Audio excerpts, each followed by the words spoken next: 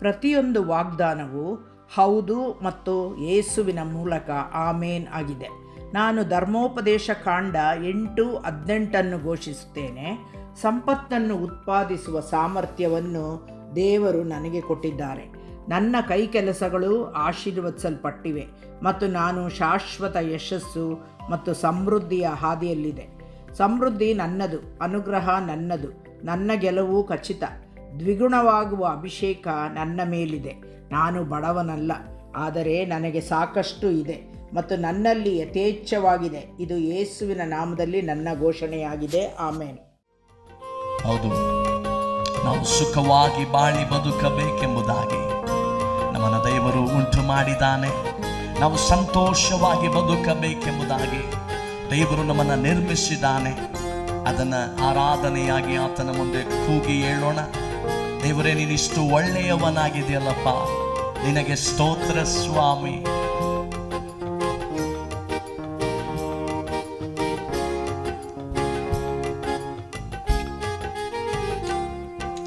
ನಾನು ಸುಖವಾಗಿ ಬಾಳಬೇಕೆಂದು ನನ್ನನ್ನು ಸೃಷ್ಟಿ ಮಾಡಿದೆ. ನಾನು ನಿನ್ನ ಸ್ತುತಿಸಬೇಕೆಂದು ಹೆಸರಿಡಿದು ನನ್ನ ಕರೆದೆ. ನಾನು ಸುಖವಾಗಿ ಬಾಳಬೇಕೆಂದು ನನ್ನನ್ನು ಸೃಷ್ಟಿ ಮಾಡಿದೆ. ನಾನು ನಿನ್ನ ಸ್ತುತಿಸಬೇಕೆಂದು ಹೆಸರಿಡಿದು ನೀ ಕರೆದೆ.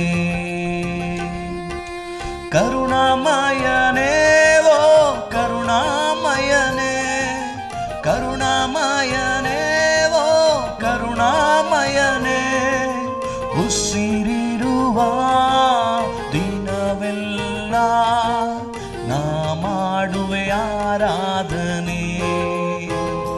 ನನ್ನ ಉಸಿರಿರುವ ದಿನವೆಲ್ಲ ನಾ ಮಾಡುವೆ ಆರಾಧನೆ. ಆರಾಧನೆ,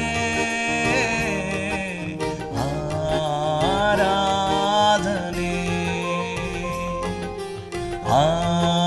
ಆರಾಧನೆ,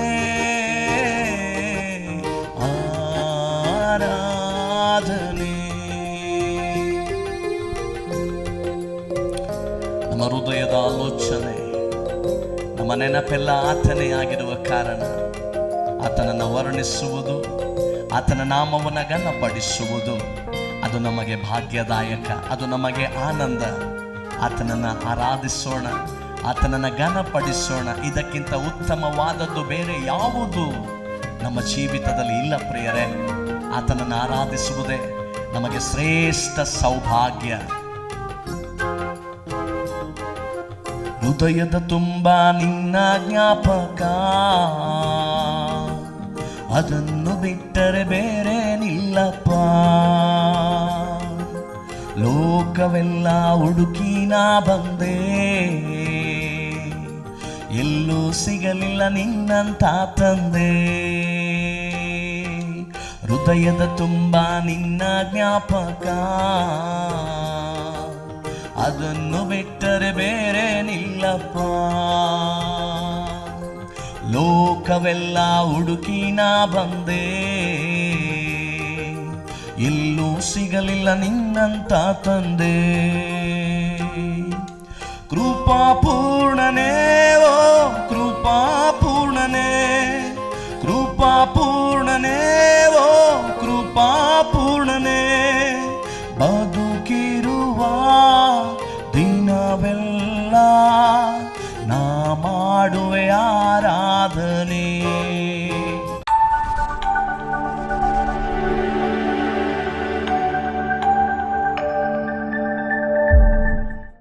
Praise the Lord.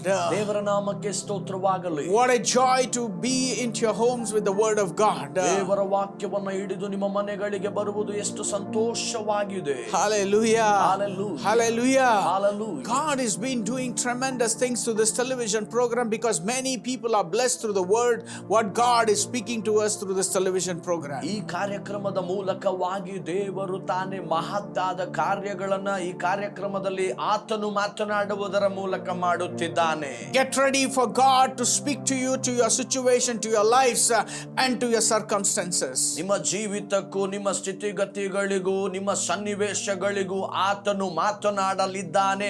ಸಿದ್ಧರಾಗಿರ್ರಿ. Hallelujah. Hallelujah. Hallelujah. Hallelujah. We were just meditating upon the word of God and from the Bible, from the book of 1 Peter 5 verses 8. ಒಂದು ಪೇತ್ರ 5ನೇ ಅಧ್ಯಾಯದ 8ನೆಯ ವಚನದ ಆಧಾರದಲ್ಲಿ ಧ್ಯಾನಿಸುತ್ತಾ ಇದ್ದೆವು. Be alert and of sober mind. Your enemy, the devil, prowls around like a roaring lion, seeking someone to be devoured. ಸ್ವಸ್ಥ ಚಿತ್ತರಾಗಿರ್ರಿ, ಎಚ್ಚರವಾಗಿರ್ರಿ. ನಿಮ್ಮ ವಿರೋಧಿಯಾಗಿರುವ ಸೈತಾನನು ಯಾರನ್ನ ನುಂಗಲಿ ಎಂಬುದಾಗಿ ಹೊಂಚು ಹಾಕುತ್ತಾ ತಿರುಗಾಡುತ್ತಾನೆ. God is speaking through his word from 1 Peter 5 verses 8. God is telling us to be alert and sober mind because the enemy, the devil, prowls around like a roaring lion, seeking someone to be devoured. ದೇವರ ವಾಕ್ಯದ ಆಧಾರದಲ್ಲಿ 1 ಪೇತ್ರ 5ನೇ ಅಧ್ಯಾಯ 8ನೇ ವಚನದ ವಾಕ್ಯ ಭಾಗದಲ್ಲಿ ಹೇಳುವ ಪ್ರಕಾರ ಸ್ಥಿರಚಿತ್ತರಾಗಿರ್ರಿ, ಎಚ್ಚರವಾಗಿರ್ರಿ. ನಿಮ್ಮ ವೈರಿಯಾಗಿರುವ ಸೈತಾನನು ಗರ್ಜಿಸುವ ಸಿಂಹದೋಪಾದಿಯಲ್ಲಿ ಯಾರನ್ನ ನುಂಗಲಿ ಎಂಬುದಾಗಿ ಹುಡುಕುತ್ತಾ ತಿರುಗಾಡುತ್ತಾನೆ. Many of us, we go through attacks in our lives. ಅನೇಕರು ನಮ್ಮ ಜೀವಿತದಲ್ಲಿ ದಾಳಿಗೀಡಾಗಿ ಹೋಗುತ್ತೇವೆ. Many of us, we go through problems after problems which comes one after the other in our lives. ಒಂದರ ನಂತರ ಮತ್ತೊಂದು ಸಮಸ್ಯೆಗಳು ಬರುವಂತ ಸನ್ನಿವೇಶಗಳಲ್ಲಿ ಹಾದು ಹೋಗುತ್ತೇವೆ. Many of us, we go through so much of disturbance in our workplace, in our family, in every walk of our lives. ನಮ್ಮ ಕೆಲಸ ಕಾರ್ಯಗಳಲ್ಲಿ, ನಮ್ಮ ಕುಟುಂಬದಲ್ಲಿ, ನಾವು ಹಾದು ಹೋಗುವ ಸ್ಥಳಗಳಲ್ಲಿ ನಾನಾ ವಿಧವಾದ ಏರುಪೇರುಗಳ ಮಧ್ಯದಲ್ಲಿ ಸಮಸ್ಯೆಗಳಲ್ಲಿ ಹಾದು ಹೋಗುತ್ತೇವೆ. There is no peace in our life, there is no peace in our family. ನಮ್ಮ ಜೀವಿತದಲ್ಲಿಯೂ ನಮ್ಮ ಕುಟುಂಬದಲ್ಲಿಯೂ ಸಮಾಧಾನ ಇರುವುದಿಲ್ಲ. So much of confusions in our lives. ಅನೇಕ ಗೊಂದಲಗಳು ನಮ್ಮ ಜೀವಿತಗಳಲ್ಲಿ. So much of rejection we go through in our lives. ಅನೇಕ ತಿರಸ್ಕಾರಗಳ ಮಧ್ಯದಲ್ಲಿ ನಾವು ಹಾದು ಹೋಗುತ್ತೇವೆ. All these things are being bought by the Satan to deceive, to put an end to all our situations. ನಮ್ಮ ಎಲ್ಲಾ ಸನ್ನಿವೇಶಗಳನ್ನ ತೆಗೆದು ಒಂದು ಬದಿಗೆ ಹಾಕಲಿಕ್ಕಾಗಿ ಸೈತಾನನಿಂದ ಬಂದವುಗಳಾಗಿವೆ. The devil comes to steal, kill and destroy God's children. ದೇವರ ಮಕ್ಕಳನ್ನ ಕದ್ದುಕೊಳ್ಳುವುದಕ್ಕೂ ಕೊಳ್ಳೆ ಹೊಡೆಯುವುದಕ್ಕೂ ನಾಶ ಮಾಡಲು ಸೈತಾನನು ಬಂದಿದ್ದಾನೆ. But Jesus has come to give us life and life in abundance. ಆದರೆ ಯೇಸು ಕ್ರಿಸ್ತನು ಜೀವವನ್ನು, ಸಮೃದ್ಧಿಯಾದ ಜೀವವನ್ನ ಕೊಡಲಿಕ್ಕಾಗಿ ಬಂದಿದ್ದಾನೆ. When God has called you to be his children, ನೀವು ದೇವರ ಮಕ್ಕಳಾಗಿರಲಿಕ್ಕಾಗಿ ನಿಮ್ಮನ್ನ ದೇವರು ಕರೆದಿರುವಾಗ, God has blessed us to be fruitful and to multiply in every areas of our lives. ದೇವರು ನಮ್ಮನ್ನ ಆಶೀರ್ವದಿಸಿ ನಮ್ಮ ಜೀವಿತದ ಎಲ್ಲಾ ಭಾಗಗಳಲ್ಲಿ ಅಭಿವೃದ್ಧಿಯಾಗಲು ಕರೆದಿದ್ದಾನೆ. God doesn't want you to go through situations. ನೀವು ಸನ್ನಿವೇಶ ಸಮಸ್ಯೆಗಳಲ್ಲಿ ಹಾದು ಹೋಗುವುದು ಬೇಡ ಎಂಬುದಾಗಿ ದೇವರ ಯೋಜನೆ. God doesn't want you to go through sickness. ರೋಗಗಳ ಮಧ್ಯದಲ್ಲಿ ಹಾದು ಹೋಗಬಾರದೆಂಬುದಾಗಿ ದೇವರ ಯೋಜನೆ. God doesn't want you to go through failures in your life. ನಿಮ್ಮ ಜೀವಿತದ ಸೋಲುಗಳಲ್ಲಿ ನೀವು ಹಾದು ಹೋಗಬಾರದು ಎಂಬುದಾಗಿ ದೇವರ ಯೋಜನೆ. God doesn't want you to go through depressions in your life. ನೀವು ಖಿನ್ನತೆಗಳ ಮಧ್ಯದಲ್ಲಿ ಹಾದು ಹೋಗಬಾರದೆಂಬುದಾಗಿ ದೇವರ ಯೋಜನೆ. God wants you to be blessed and to be fruitful and to multiply. ದೇವರು ತಾನೇ ನಿಮ್ಮನ್ನ ಆಶೀರ್ವದಿಸಿ ಫಲಭರಿತರಾಗಿ ಅಭಿವೃದ್ಧಿ ಆಗಬೇಕೆನ್ನುವುದು ಆತನ ಉದ್ದೇಶ. But the devil's work is to steal, kill and destroy God's children. ಆದರೆ ದೇವರಾದುಕೊಂಡ ಮಕ್ಕಳನ್ನ ಕದ್ದುಕೊಳ್ಳುವುದು, ಕೊಳ್ಳೆ ಹೊಡೆಯುವುದು, ನಾಶ ಮಾಡುವುದು ಸೈತಾನನ ಕೆಲಸ. Somehow the devil will be waiting like a roaring lion and he will see that somehow he wants you to trap you in your life. ಹೇಗೋ ಸೈತಾನನು ಗರ್ಜಿಸುವ ಸಿಂಹದೋಪಾದಿಯಲ್ಲಿ ನಿಮ್ಮನ್ನ ಬಲೆಗೆ ಬೀಳಿಸಲಿಕ್ಕೆ ಆತನು ತಿರುಗಾಡುತ್ತಾನೆ. He will be waiting like a roaring lion to devour God's children. ದೇವರಾದುಕೊಂಡ ಮಕ್ಕಳನ್ನ ನುಂಗಿ ಬಿಡುವುದೋಪಾದಿಯಲ್ಲಿ ಗರ್ಜಿಸುವ ಸಿಂಹದಂತಿದ್ದಾನೆ. We need to be alert and sober mind. That's what God is telling to us. ಅದಕ್ಕಾಗಿಯೇ ಸ್ಥಿರಚಿತ್ತವಾಗಿ ಎಚ್ಚರ ಎಚ್ಚರವಾಗಿರಬೇಕೆಂಬುದಾಗಿ ದೇವರು ಹೇಳುತ್ತಾನೆ. We cannot live a defeat kind of life in the hands of the Satan. ನಾವು ಸೈತಾನನ ಕರಗಳಲ್ಲಿದ್ದುಕೊಂಡು ಸೋತ ಜೀವಿತವನ್ನ ಜೀವಿಸುವವರಾಗಬಾರದು. But we need to be strong to work against all that whatever God has kept through His word to resist the devil and to overcome the Satan in our life. ದೇವರು ನಮ್ಮ ಜೀವಿತದಲ್ಲಿ ಏನನ್ನ ಇಟ್ಟಿದಾನೋ ಅವುಗಳನ್ನ ಅರಿತುಕೊಂಡು ಸೈತಾನನ ಎದುರಿಸಿ ನಾವು ಮುಂದುವರಿಯಬೇಕು. We need to hold on to His word and the truth what God is speaking to us. I want to tell you, when you know how to resist the devil, you can be able to resist the devil in your life. ದೇವರ ವಾಕ್ಯಗಳ ಸತ್ಯವು ಏನೆಂಬುದಾಗಿ ನೀವು ತಿಳಿದಿರುವವರಾಗಿರಬೇಕು. ನಾನು ನಿಮಗೆ ಹೇಳುತ್ತೇನೆ, ಅವುಗಳನ್ನು ತಿಳಿದು ನಡೆಯುವುದಾದರೆ ಸೈತಾನನ ತಂತ್ರೋಪಾಯಗಳನ್ನು ನೀವು ಎದುರಿಸಬಹುದು. In the last few episodes we saw when you submit to God you can resist the devil. ಕಳೆದ ಸಂಚಿಕೆಗಳಲ್ಲಿ ನಾವು ಧ್ಯಾನ ಮಾಡಿದೆವು, ನೀವು ದೇವರಿಗೆ ನಿಮ್ಮನ್ನ ಸಮರ್ಪಣೆ ಮಾಡಿದರೆ ಸೈತಾನನನ್ನ ಎದುರಿಸಬಹುದು. Second thing we saw that when we humble ourselves before God, we can be able to resist the devil in our lives. ಎರಡನೆಯದಾಗಿ ನಾವು ದೇವರ ಮುಂದೆ ತಗ್ಗಿಸಿಕೊಳ್ಳುವುದಾದರೆ ಸೈತಾನನನ್ನ ಎದುರಿಸಬಹುದು ಎಂಬುದಾಗಿ ನೋಡಿದೆವು. Third thing we saw that when we let go of our control of our lives, the authority what we have on our life, when we put forth into the Lord's hand, we can be able to resist the devil in our life. ಮೂರನೆಯ ಅಂಶ, ಜೀವಿತವನ್ನ ನಮ್ಮ ನಿಯಂತ್ರಣದಲ್ಲಿ ನಾವು ಇಟ್ಟುಕೊಳ್ಳುವುದನ್ನ ಬಿಟ್ಟು ಕರ್ತನ ನಿಯಂತ್ರಣಕ್ಕೆ ನಮ್ಮನ್ನು ಒಪ್ಪಿಸಿಕೊಡುವಂತದ್ದಾಗಿರುವುದೇ. Fourth thing we saw that when we seek His will, when we seek the plan of God in our life, we can be able to resist the devil in our lives. ನಾಲ್ಕನೆಯದಾಗಿ ದೇವರ ಉದ್ದೇಶ, ದೇವರ ಚಿತ್ತ ಏನೆಂಬುದಾಗಿ ಹುಡುಕಿ ತಿಳಿದುಕೊಳ್ಳುವಾಗ ಸೈತಾನನ ತಂತ್ರವನ್ನ ನಾವು ಎದುರಿಸಬಹುದು. Fifth thing how we can resist the devil is ಐದನೆಯ ಒಂದು ಅಂಶ, ನಾವು ಸೈತಾನನನ್ನ ಹೇಗೆ ಎದುರಿಸಬಹುದು ಎಂಬುದಾಗಿ ನೋಡುವುದಾದರೆ when we obey His word, ದೇವರ ವಾಕ್ಯಗಳಿಗೆ ವಿಧೇಯರಾದರೆ and follow God's commandments and the teachings, ದೇವರು ನಮಗೆ ಕೊಟ್ಟಂತ ಉಪದೇಶಕ್ಕೆ ಬದ್ಧರಾಗಿ ನಡೆದರೆ we can resist the devil in our life. ನಾವು ನಮ್ಮ ಜೀವಿತದಲ್ಲಿ ಸೈತಾನನನ್ನ ಎದುರಿಸಬಹುದು. Hallelujah. Hallelujah. Hallelujah. Hallelujah. The word of God is alive and it is active. ದೇವರ ವಾಕ್ಯ ಸಜೀವವಾಗಿದ್ದು ಕಾರ್ಯ ಸಾಧಿಸುತ್ತದೆ. It is like a double-edged sword. ಅದು ಈ ಬಾಯಿ ಕತ್ತಿಯೋಪಾದಿಯಲ್ಲಿ ಇದೆ.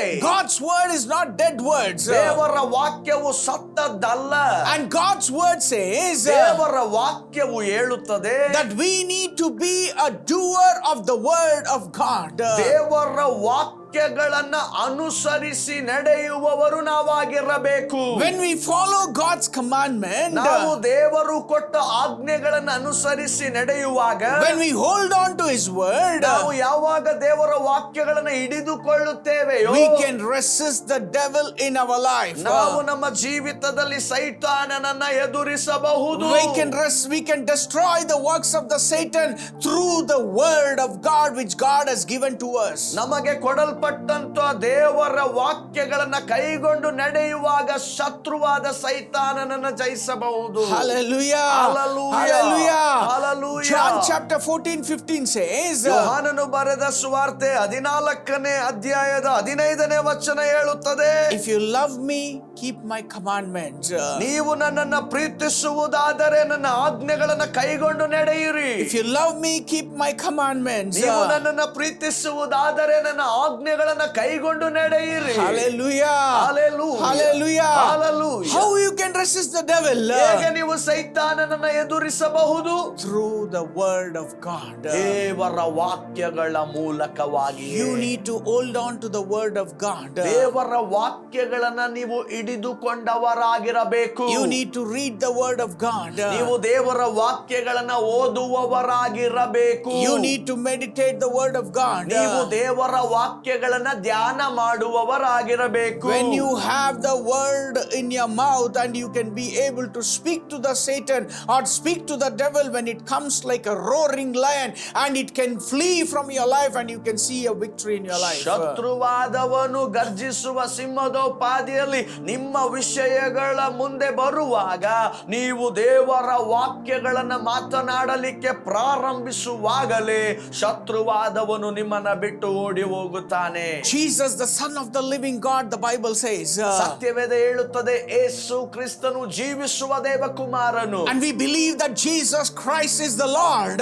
ನಾವು ನಂಬುತ್ತೇವೆ ಯೇಸು ಕ್ರಿಸ್ತನೇ ನಮ್ಮ ಕರ್ತನು. And when he was in this world, ಆತನು ಈ ಲೋಕದಲ್ಲಿ ಜೀವಿಸಿದಾಗ, before he could start his ministry, he went for a 40 days, he fasted in the wilderness. ತನ್ನ ಸೇವೆಯನ್ನ ಆರಂಭ ಮಾಡುವುದಕ್ಕಿಂತ ಮುಂಚಿತವಾಗಿಯೇ ಆತನು ಉಪವಾಸ ಮಾಡಲು 40 ದಿನಗಳ ಕಾಲ ಅಡವಿಗೆ ಒಯ್ಯಲ್ಪಟ್ಟನು. If you see in the Bible, in the book of Matthew chapter 4 verses 1 onwards, ಮತ್ತಾಯನು ಬರೆದ ಸುವಾರ್ತೆ 4ನೇ ಅಧ್ಯಾಯದ 1ನೇ ವಚನದಿಂದ ನೀವು ನೋಡುವುದಾದರೆ, the Bible says from Matthew chapter 4 verses 1 to 10th verse, it speaks about the temptation of Jesus Christ. ಮತ್ತಾಯನು ಬರೆದ ಸುವಾರ್ತೆ 4ನೇ ಅಧ್ಯಾಯದ 1ನೇ ವಚನದಿಂದ 10ನೇ ವಚನದವರೆಗೂ ಯೇಸು ಕ್ರಿಸ್ತನು ಪರಿಶೋಧಿತನಾದ ವಿಧಾನವು ತಿಳಿಸಲ್ಪಡುತ್ತದೆ. When Jesus was in the wilderness, he fasted for 40 days and 40 nights, and when he was there in the wilderness, the devil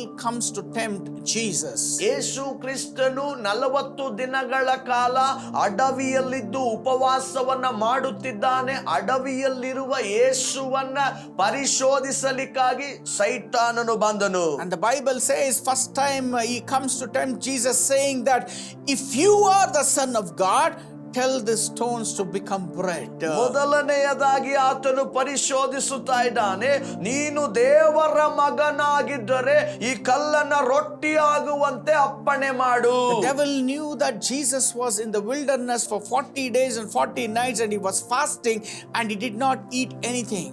40 ದಿನಗಳ ಕಾಲ ಹಗಲು ರಾತ್ರಿ ಆತನು ಏನನ್ನೂ ತಿನ್ನದೆ ಉಪವಾಸವನ್ನ ಮಾಡುತ್ತಿದ್ದಾನೆ. And the Bible says devil comes and tempts Jesus, saying that if you are the Son of God, tell the stones to become bread.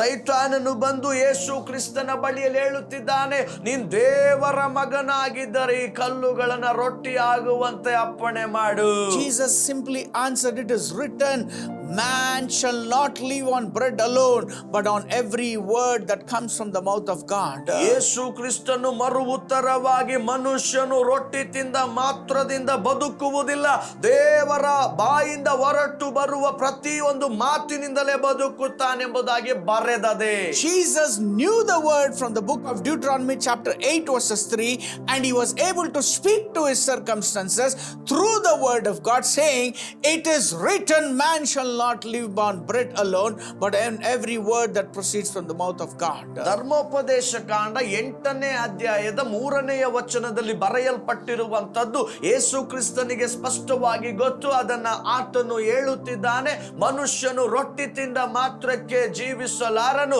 ದೇವರ ಬಾಯಿಂದ ಹೊರಡುವ ಪ್ರತಿಯೊಂದು ಮಾತಿನಿಂದ ಬದುಕುತ್ತಾನೆ. But the devil again, he did not stop. He took him to the holy city and had him stand on the highest point, the Bible says, of the temple. If you are a son of God, he said, throw yourself down, for it is written. The devil also quoting the scripture, it is written, he will command his angels concerning you, and they will lift you up in their hands so that you will not strike your foot against a stone. ಅಲ್ಲಿಗೆ ಸೈತಾನನು ಸುಮ್ಮನಾಗಲಿಲ್ಲ. ಮತ್ತೆ ಆತನು ಸೈತಾನನು ಅವನನ್ನು ಪರಿಶುದ್ಧ ಪಟ್ಟಣಕ್ಕೆ ಕರಕೊಂಡು ಹೋಗಿ ದೇವಾಲಯದ ಶಿಖರದ ಮೇಲೆ ನಿಲ್ಲಿಸಿ ಆತನಿಗೆ, ನೀನು ದೇವರ ಮಗನಾಗಿದ್ದರೆ ಕೆಳಕ್ಕೆ ಧುಮುಕು, ಆತನು ನಿನ್ನ ವಿಷಯವಾಗಿ ತನ್ನ ದೂತರಿಗೆ ಅಪ್ಪಣೆ ಕೊಡುವನೆಂಬುದಾಗಿ ಹೇಳಿದನು. Jesus answered, ಯೇಸು ಉತ್ತರ ಕೊಟ್ಟನು. from the book of Deuteronomy chapter 6 verse 16. ಧರ್ಮೋಪದೇಶ ಕಾಂಡ 6ನೇ ಅಧ್ಯಾಯದ 16ನೇ ವಚನದಲ್ಲಿ ಯೇಸು ಅವನಿಗೆ ಉತ್ತರವನ್ನು ಕೊಟ್ಟ. It is also also written, do not put the Lord your God to test. ನಿಮ್ಮ ದೇವರಾದ ಯೆಹೋವನನ್ನು ಪರೀಕ್ಷಿಸಬಾರದು ಎಂಬುದಾಗಿ ಅಲ್ಲಿ ಬರೆಯಲ್ಪಟ್ಟಿದೆ. And the Bible says the devil did not keep quiet. Third time again he tempts Jesus, saying that devil took him to the very high mountain and showed him all the kingdoms of the world and their splendor, and he said to Jesus, all this I will give it to you, he said, if you will bow down and worship me. ಅಲ್ಲಿಗೆ ಸೈತಾನನು ಸುಮ್ಮನಾಗಲಿಲ್ಲ. ನಂತರ ಬಳಿಕ ಸೈತಾನನು ಆತನನ್ನು ಬಹಳ ಎತ್ತರವಾದ ಬೆಟ್ಟಕ್ಕೆ ಕರಕೊಂಡು ಹೋಗಿ ಪ್ರಪಂಚದ ಎಲ್ಲಾ ರಾಜ್ಯಗಳನ್ನು ಅವುಗಳ ವೈಭವಗಳನ್ನು ಆತನಿಗೆ ತೋರಿಸಿ, ನೀನು ನನಗೆ ಸಾಷ್ಟಾಂಗ ನಮಸ್ಕಾರ ಮಾಡಿದರೆ ಇವೆಲ್ಲವುಗಳನ್ನು ನಿನಗೆ ಕೊಡುತ್ತೇನೆ ಎಂಬುದಾಗಿ ಹೇಳುತ್ತಾನೆ. Again Jesus knew the word from the book of Deuteronomy chapter 6 verses 13. He said, away from me Satan, for it is written, worship the Lord your God and serve him only here. ಮತ್ತೆ ದೇವರು ಯೇಸು ಕ್ರಿಸ್ತನಿಗೆ ವಾಕ್ಯವು ಗೊತ್ತದೆ. ಧರ್ಮೋಪದೇಶ ಕಾಂಡ 6ನೇ ಅಧ್ಯಾಯದ 13ನೇ ವಚನವನ್ನ ಆತನು ಹೇಳುತ್ತಾನೆ, ನಿನ್ನ ದೇವರಾದ ಯೆಹೋವನಲ್ಲಿಯೇ ಭಯಭಕ್ತಿ ಉಳ್ಳವನಾಗಿ ಆತನನ್ನೇ ಸೇವಿಸಬೇಕು, ಆತನ ಹೆಸರು ಹೇಳಿ ಪ್ರಮಾಣ ಮಾಡಬೇಕು ಎಂಬುದಾಗಿ ಹೇಳಿದೆ. Today I want to tell you, since Jesus knew the word, he was able to speak the word to the Satan, and he was able to resist the devil through the word of God. ಯೇಸು ಕ್ರಿಸ್ತನು ವಾಕ್ಯವನ್ನ ಅರಿತವನಾಗಿದ್ದಂತ ಕಾರಣದಿಂದ ಎಲ್ಲಾ ಸನ್ನಿವೇಶಗಳಿಗೂ ತಕ್ಕ ಹಾಗೆ ವಾಕ್ಯವನ್ನ ಉತ್ತರ ಕೊಟ್ಟು ಸೈತಾನನನ್ನ ಯೇಸುವು ಎದುರಿಸಿದನು. Today when you go through attacks in your life, ಈ ದಿನಮಾನಗಳಲ್ಲಿ ದಾಳಿಯ ಮಧ್ಯದಲ್ಲಿ ನೀವು ಹಾದು ಹೋಗುವಾಗ, when you go through temptation in your family, ನಿಮ್ಮ ಕುಟುಂಬದಲ್ಲಿ ಪರಿಶೋಧನೆಯ ಒಳಗೆ ಹೋಗುವಾಗ, when you go through failures after failures in your life, ನಿಮ್ಮ ಜೀವಿತದಲ್ಲಿ ಸೋಲುಗಳ ಮೇಲೆ ಸೋಲುಗಳ ಮಧ್ಯದಲ್ಲಿ ಹೋಗುವಾಗ, when you don't know the word of God, ನಿಮಗೆ ದೇವರ ವಾಕ್ಯ ಗೊತ್ತಿಲ್ಲದೆ ಹೋದರೆ, you cannot fight the battles in your life. ನಿಮ್ಮ ಜೀವಿತದಲ್ಲಿ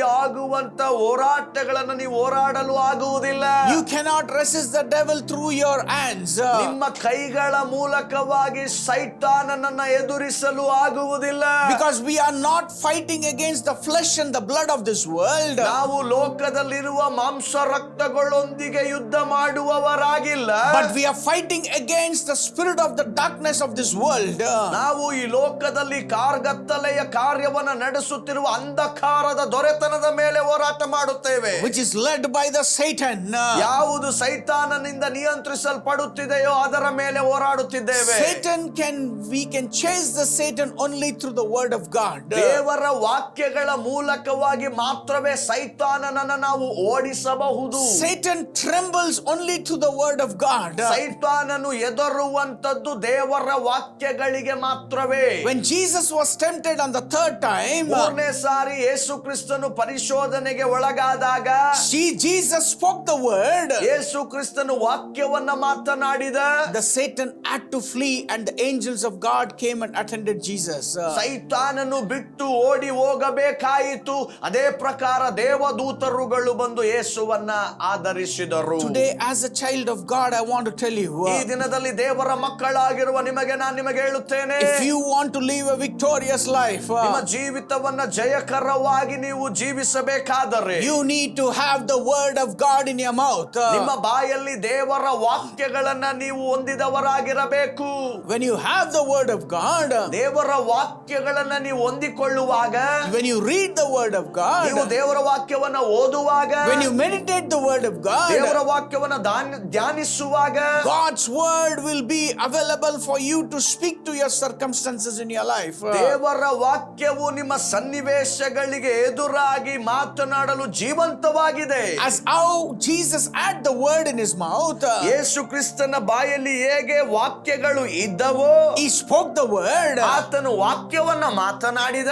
the devil fled and the angels of God attended. ಸೈತಾನನು ಅಲ್ಲಿಂದ ಹೊರಟು ಓಡಿ ಹೋದನು, ದೇವದೂತರುಗಳು ಬಂದು ಆತನನ್ನು ಆಧರಿಸಿದರು. Today the devil waits like a roaring lion to devour God's children. ದೇವ ಮಕ್ಕಳಾಗಿರುವ ನಿಮ್ಮನ್ನ ನುಂಗುವುದಕ್ಕಾಗಿ ಗರ್ಜಿಸುವ ಸಿಂಹದೋಪಾದಿಯಲ್ಲಿ ಸೈತಾನನಿದ್ದಾನೆ. When we are being attacked by the Satan, ನಾವು ಸೈತಾನನಿಂದ ದಾಳಿಗೆ ಒಳಗಾದಾಗ, confess the word. ದೇವರ ವಾಕ್ಯವನ್ನ ಅರಿಕೆ ಮಾಡಿರಿ. Confess the word with authority. ಅಧಿಕಾರಯುಕ್ತವಾಗಿ ಬಾಯಿ ತೆರೆದು ತೆಗೆದು ವಾಕ್ಯವನ್ನ ಅರಿಕೆ ಮಾಡಿರಿ. Rebuke the Satan with the word of God. ದೇವರ ವಾಕ್ಯದ ಮೂಲಕ ಸೈತಾನನನ್ನ ಗದರಿಸಿರಿ. Resist the devil through the word of God. ದೇವರ ವಾಕ್ಯದ ಮೂಲಕವಾಗಿ ಸೈತಾನನನ್ನ ಓಡಿಸಿರಿ. When you are going through sickness in your body, ನಿಮ್ಮ ದೇಹದಲ್ಲಿ ರೋಗಗಳ ಅವಸ್ಥೆಯಲ್ಲಿ ಹಾದು ಹೋಗುವುದಾದರೆ confess the healing scriptures with authority and speak out the word to the Satan.